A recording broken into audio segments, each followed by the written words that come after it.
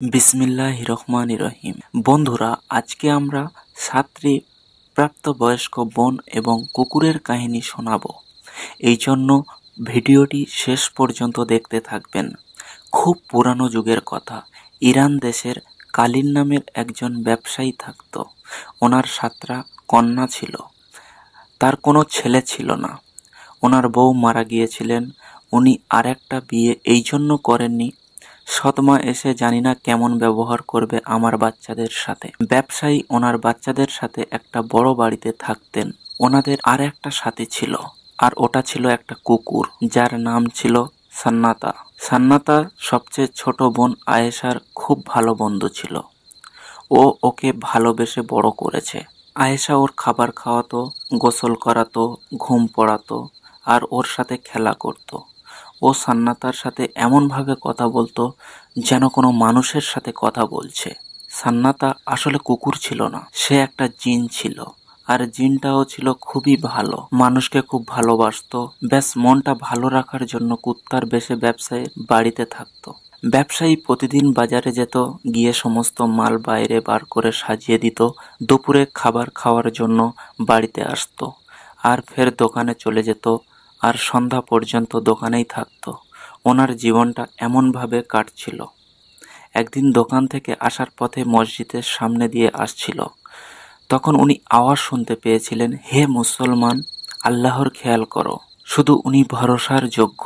হে গুনাহগার, আল্লাহ সবকিছু দেখে, ওনার গুণগান গাও। মনে রাখো, হজ করাটা প্রত্যেক বড় লোকের ফরজ।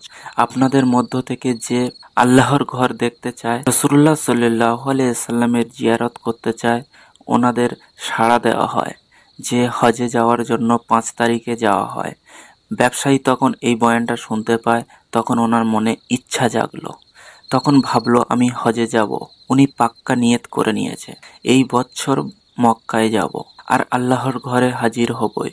উনি তাড়াতাড়ি ঘরে পৌঁছে মেয়েদেরকে বলতে লাগলো, আমার সুন্দর কন্যারা, তোমরা তো দেখেছো আমার মাথার চুল সাদা হয়ে গিয়েছে, কিন্তু আমি এখনো পর্যন্ত হজ করতে পারিনি। রসুলে পাক সাল্লাল্লাহু আলাইহি সাল্লামের রওজা মোবারক দেখিনি। এই বছর আমি এই ফরজটা ঠিকই পূরণ করব। কিন্তু আমার বাচ্চারা, আমি হজে গিয়ে তোমাদের কথা চিন্তা হবে। আমার পিছনে তোমাদের দেখাশোনার জন্য কে থাকবে? এটা শুনে দুঃখ হওয়ার জায়গায় আরো খুশি হয়ে বড় মেয়ে বলতে লাগলো, আব্বাজান, আপনি হজে যান, আর আমাদের চিন্তা করুনি। সান্নাতা আমাদের খেয়াল রাখবে। আয়েশাও বলল, আব্বাজান, আপনি হজে যান। আর সকলে মিলে জামা কাপড় মুছিয়ে খাবার বানিয়ে তৈরি করিয়ে দিল। কিছু জিনিস কাঁচাও বেঁধে দিয়েছে, কেননা দূরের রাস্তা, কোনো কিছুর অসুবিধা না যেন হয়। ইরান থেকে মক্কা যাওয়া আসা 1 বছর লেগে যেত। ব্যবসায়ী মেয়েদের জন্য পুরো বছরের খাবার দাবার নিয়ে বাড়িতে রেখে দিয়েছে। প্রয়োজনের সবকিছু কিনে দিয়েছে, মেয়েদেরকে কোনো জিনিসের অসুবিধা যাতে না হয়। উনি মেয়েদের উদ্দেশ্য করে বলতে লাগলো, বাড়ির বাইরে যাবে না, কেউ আসলে বাড়ির দরজাও মোটেও খুলবে না। মেয়েরা বলল, আচ্ছা ঠিক আছে, যতক্ষণ না আপনি আসবেন ততক্ষণ না আমরা দরজা খুলব না। মেয়েরা আব্বার কথা দিয়েছে। ব্যবসায়ী মেয়েদেরকে বুকে জড়িয়ে নিয়ে আদর করে বাড়িতে রেখে আল্লাহর ভরসায় বার হয়ে গেল হজের উদ্দেশ্য। ওনার বিশ্বাস ছিল, সান্নাতার উপস্থিতিতে কেউ বাড়ির ভিতরে ঢুকতে সাহস পাবে না। মেয়েরা ভিতর থেকে দরজা খুব ভালোভাবে বন্ধ করে নিয়েছে, আর ঘরের মধ্যে সুন্দরভাবে থাকতে লাগলো। সান্নাতা ওদের সাথে ছিল, সারা দিন ওদের সাথে খেলাধুলা করত, আর রাতের বেলা আয়েশার পাশে ঘুমিয়ে পড়তো। অনেক সপ্তাহ এমনভাবে কেটে গেল। একদিন রাতের বেলায় দরজায় জোরে জোরে 3 বার আওয়াজ হলো। ফের একটা মহিলার আওয়াজ আসলো, দরজা খোলো। তখন 7 বোন দরজার কাছে একত্রিত হয়ে গেল। জিজ্ঞাসা করলো, কে আপনি? বাইরে দাঁড়িয়ে মহিলাটি সুরেলি আওয়াজে বলল, সুন্দর ভাগ্নিরা, আমি তোমার খালা বলছি, তোমাদের মায়ের নিজের বোন। আয়েশা বলে উঠল, আমার মনে হচ্ছে আপনার কোথাও ভুল হয়েছে। আমাদের কোনো খালা নাই। আমার আম্মাজান আমার আব্বাজানের মতোই একাই ছিল, এই জন্য আমাদের কোনো খালা নাই, আর কোনো মামাও নাই। আব্বাজান ছাড়া আমাদের কোনো আত্মীয় নাই। তখন বাইরে থেকে উত্তর আসে, তুমি তো তখন জন্ম হওনি, যখন আমার বিয়ে হয়ে গিয়েছে, আর আমি মা বাপের রেখে বাইরের দেশে চলে গিয়েছিলাম। খুব সুন্দর বাচ্চারা তোমরা, তাড়াতাড়ি দরজা খোলো, বাইরে খুব রোদ, আমার খুব কষ্ট হচ্ছে, কোনো ছায়াও নাই যে ওটার নিচে গিয়ে দাঁড়িয়ে যাব। খুব ভালো তোমরা, তাড়াতাড়ি দরজা খোলো। একটুখানি আরাম করে তোমাদের সুন্দর সুন্দর ঘটনা শোনাবো, অন্য দেশের কথা শোনাবো, তোমাদের মায়ের কথা, তোমাদের নানিমার গল্প শোনাবো। বোনেরা একে অপরের দিক তাকিয়ে ফের আলোচনা করতে লাগলো।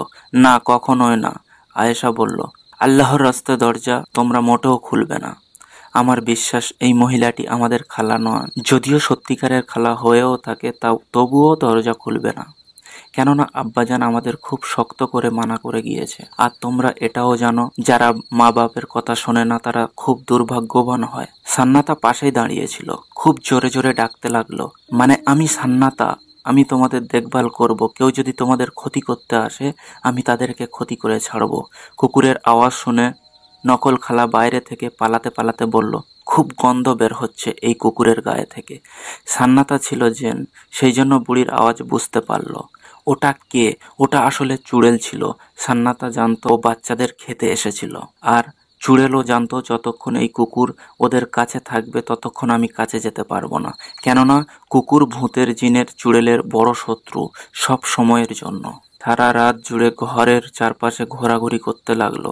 রাতের বেলা নিজের আসল রূপ নিয়ে ঘুরছিল, লম্বা লম্বা ধারলা দাঁত, যেমন সাপ, গাল হাঁ করে বসে আছে, জোরে জোরে চেল্লাচ্ছিল, এই ঘরে 7টা ছোট ছোট বাচ্চা রয়েছে, কালকে আমি সব কটাকে খেয়ে নেব। কুকুর পুরো রাত চেল্লাতে থাকলো, আমি সান্নাতা, এই বাচ্চাদের দেখাশোনা করার দায়িত্ব আমার, এদের একটাও চুল বাঁকা করতে পারবি না তুই। পরের দিন আবার চুড়েল একটা মেয়ের গঠন নিয়ে আসলো আর দরজায় টোকা মেরে বলল, সুন্দর ভাগ্নিরা দরজা খোলো, আমি তোমাদের দেখে চোখ ঠান্ডা করব। আমার মরে যাওয়া বোনের নিশানি তোমরা দেখো, তোমাদের জন্য সুন্দর সুন্দর গিফট নিয়ে এসেছি। যখন চুড়েল এই কথা বলল, সঙ্গে সঙ্গে বাকি 6টা বোন দরজা খোলার জন্য ছুটে গেল। আয়েশা চিল্লে উঠে বলল, আব্বাজানের সাথে আমরা ওয়াদা করেছি, আমরা ততক্ষণ পর্যন্ত দরজা খুলব না যতক্ষণ না পর্যন্ত আব্বাজান নিজে না আসবে। আর আমাদের কুকুরটি পুরো রাত চেল্লাচ্ছিল, আর ও আমাকে বুঝিয়ে দিচ্ছিল যে এই মহিলাটি একজন চুড়েল। আয়েশা তাদের বোনেদের অনেক মানা করেছে, কিন্তু বোনেরা রেগে গিয়ে আয়েশাকে ধাক্কা মেরে দিয়েছে। উল্টো পাল্টা বলতে লাগলো, তুই বোকা মেয়ে, আর তোর কুকুরও বোকা, আমাদের খালা এসেছে আর আমরা দরজা খুলবো না? যদিও সত্যিকারের খালা নাও হয় তো কি হয়েছে, এমন নরম মানুষ কি হাল করবে আমাদের? ও আমাদের জন্য গিফট নিয়ে এসেছে, ও আমাদের সুন্দর সুন্দর মজার ঘটনা শোনাবে। কিন্তু আয়েশা মানল না, ছুটে এসে দরজার কাছে বলতে লাগলো, আমি দরজা খুলতেই দেব না। কিন্তু বোনেরা তাকে গালে চড় মেরে ওখান থেকে ঠেলে ফেলে দিয়েছে আর দরজার খিড়কি খুলে দিয়েছে। খালাজান আসেন, কিন্তু রাস্তায় সান্নাতা দাঁড়িয়েছিল, ও জোরে জোরে ডাকতে লাগলো। চুড়েল কুকুরের ভয়ে এগোতে পারছিলেন না, ওখানে দাঁড়িয়ে দাঁড়িয়ে বলতে লাগলো, আমার মেয়েরা এই কুকুরের গন্ধ থেকে আমার মাথা ঘুরে যাচ্ছে, যতক্ষণ না পর্যন্ত একে জানে মেরে দিচ্ছ ততক্ষণ পর্যন্ত আমি ভিতরে আসবো না। সাথে সাথে বোনেরা গিয়ে কুকুরের ধরে ঘাড় মটকে দিয়েছে। আয়েশা বেচারি খুব কষ্ট পেয়েছে, খুব কান্না করেছে, অনেক মানা করেছে, কিন্তু বোনেরা একটুও শোনেনি। ওরা 6জন একদিকে, আয়েশা একা একদিকে। ও একা আর কি করবে? কুত্তাটা ওখানে ফেলে রেখে খালাকে ভিতরে ডেকে নিয়েছে।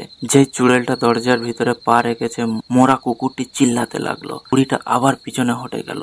বুড়িটি বলতে লাগলো, তওবা তওবা, মরা কুকুরের গায়ে থেকে আরো দুর্গন্ধ বের হচ্ছে, আমি ভিতরে আসবো না, প্রথমে এই কুকুরটিকে জ্বালিয়ে দাও। বড় বোনেরা সঙ্গে সঙ্গে কুকুরটিকে জ্বালিয়ে দিল। আয়েশাও তাদের বাধা দিতে পারল না।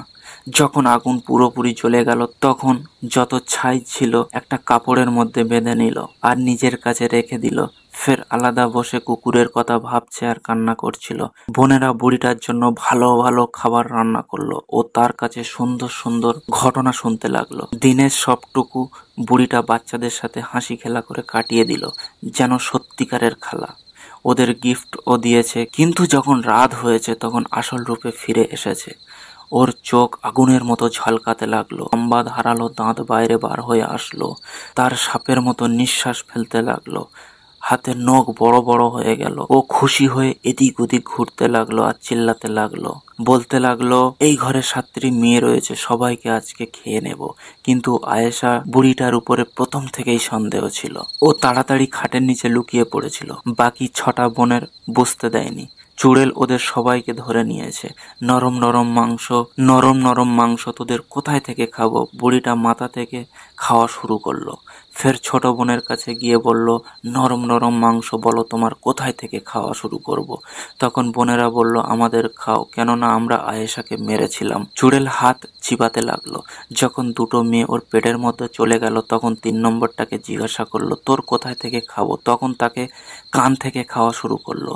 এমনটা করতে করতে সবাইকে খেয়ে নিল। যখন 6টা খাওয়া হয়ে গেল তখন 7 নম্বরকে খুঁজতে লাগলো। তখন বুঝতে পারলো আয়েশা খাটের নিচে লুকিয়েছে।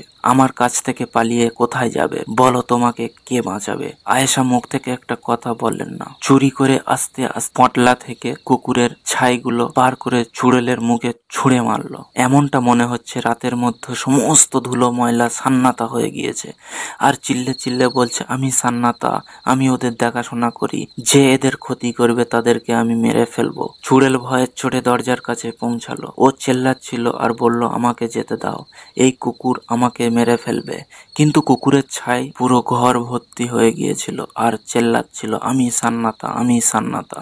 চুড়েলের শরীরে আগুন ধরে উঠল, ছটপট ছটপট করে মরে গেল। আয়েশা খাটের নিচে থেকে বার হয়ে দরজা বন্ধ করে তালা লাগিয়ে দিল। ফের ওই তালা ওই দিন খুললো যেই দিন আব্বাজান হজ করে আসলো। বিশ্বাস আছে আজকের ভিডিওটি সুন্দর লেগেছে। যদি ভালো লেগে থাকে তাহলে একটি লাইক করবেন এবং চ্যানেলটি সাবস্ক্রাইব করে সঙ্গে থাকবেন। বেঁচে থাকলে ইনশাআল্লাহ আবার নতুন ভিডিও নিয়ে আসবো। আল্লাহ হাফেজ।